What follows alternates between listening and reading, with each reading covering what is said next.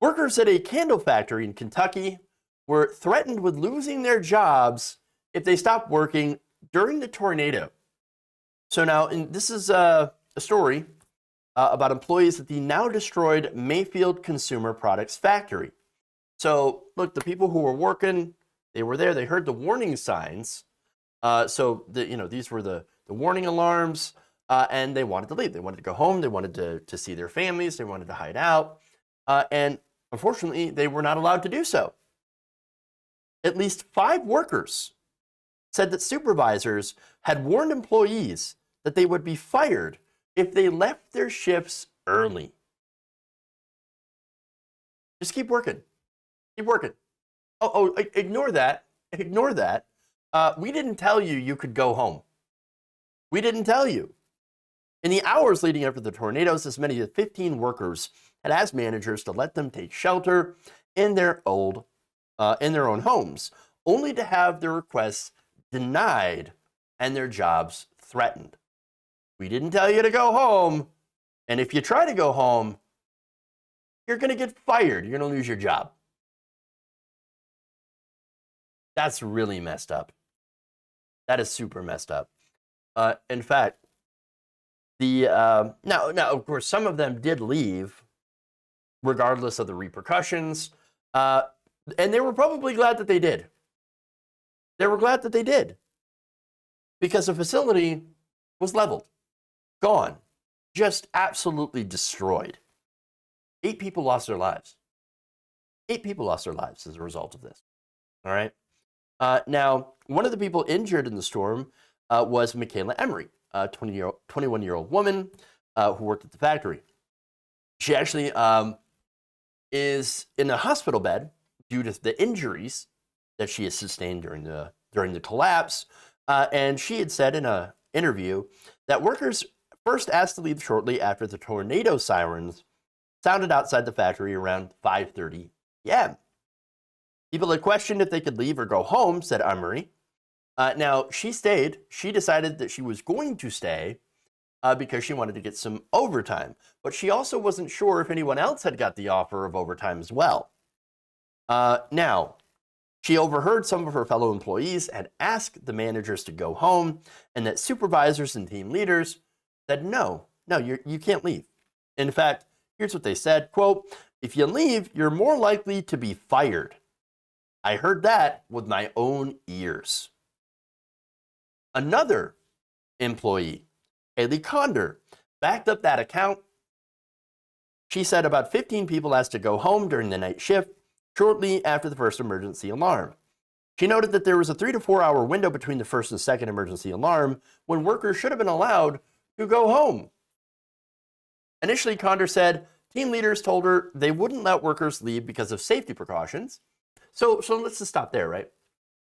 I get that. That's not actually a bad reason. Like, hey, we think it's too unsafe for you out there. Now, you should still not, force people to stay, but it should be more of like, hey, we think it's really, really dangerous out there. We would strongly advise you to stay here, hunker down in the building until this is over, and then you can go home. That's probably what should have happened. Unfortunately, that's not what happened. Because after the first alarm, they kept everyone in the hallways and in the bathrooms. Once they thought the tornado was no longer a danger, they sent everyone else back to work. Okay, danger's over. Get back to work. Get back on the line. Now, anyone who wanted to leave should have been allowed to, said Condor. Another employee, Elijah Johnson, had said this. I asked to leave, and they told me I'd be fired. Even with the weather like this, you're still going to fire me, he asked. The manager responded by saying, yes, you're going to get fired. Johnson then said managers went so far as to take a roll call in hopes of finding out who had left work so they, of course, could be punished, be fired. Another employee, Latavia Halliburton, said that she witnessed workers being threatened with termination if they left. Some people asked if they could leave, but managers told them that they would be fired if they did. Mark Saxton, 37, a forklift operator, also said that he would have preferred to leave, but he wasn't even given the option. That's terrible. Just terrible. Now, that's the thing, he said. We should have just been able to leave. First warning came, and they just had us go in the hallway. After the warning, they had us go back to work. They never even offered us to go home. Now, that was the first warning. What about the second warning? That came a few hours later. Well, once the second tornado siren had sounded sometime after 9 p.m. On Friday, Condor and a group of others approached managers and said, okay, look, the storm's obviously not going away. Can we go home? Can we go home? And they responded, quote, you can't leave. You can't leave. You have to stay. You have to stay. And then, of course, following that second siren, the employees took shelter. And not long after, the building was hit by the tornado and just ripped apart. Just absolutely destroyed. Emery, who was standing near the candle wax and fragrance room, was struck in the head by a piece of concrete. I kid you not, she said. I heard a loud noise, and the next thing I know, I was stuck under a cement wall. I couldn't move anything. I couldn't push anything. I was stuck. Emery was trapped for 6 hours. Can you imagine? Can you imagine being stuck in that situation for 6 hours? He actually ended up with multiple injuries, burns from the candle wax, kidney damage. She's still unable to move her legs. And that's all because they didn't want people to go home. They didn't tell people, hey, this is dangerous. You should go home. We should all go home.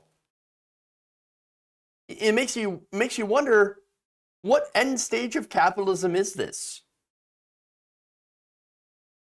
Look, again, if they had said, look, we think that it might be safer to be here, which it didn't turn out to be, but there's no way you could have known that.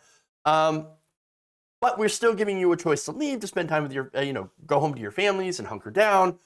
That would have been fine. That would have been the right thing to do, but they didn't. They didn't. Instead, they said, no, you can't leave. You're not allowed to leave. If you try to leave, you're getting fired. You're done. You're done. Get back in the mines. Get back to work.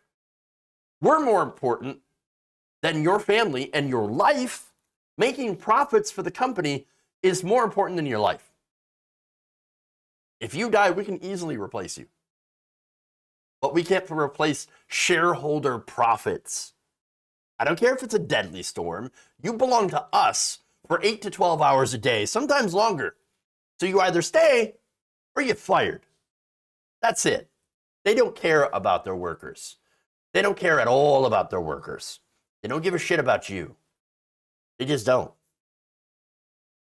Now, of course, the company denied the allegations, basically calling them liars, all these employees.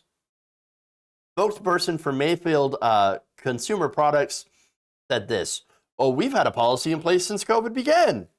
Employees can leave anytime they want, and they can come back the next day. No problem. All the stuff that they're saying about us not allowing them to leave and threatening their jobs, completely untrue, total lie. He also denied that managers told employees that leaving their shifts meant risking their jobs, and added, we have a 24-hour hotline that's available for employees to call about hazard pay, grief counseling, and other assistance. Oh, a company-run hotline. Yes, that's going to go very far. Oh, yes. Now, they also have a team lead, Autumn Kirks, who was working that night. They denied that people's jobs were threatened if they didn't go in. Oh, no, that didn't happen at all. No, we didn't threaten their jobs at all. Again, this is coming from management.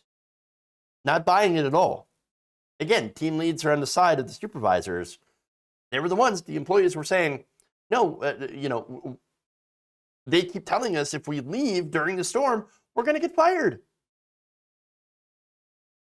And this is obviously awful, awful, awful. And again, more proof that these companies value their profits more than human lives, as always. If you enjoyed this video, please give us a like and share with your friends. You can subscribe and help out the channel by becoming a patron. It's patreon.com/Jeff Waldorf, or you can become a channel member as well by hitting the join button below.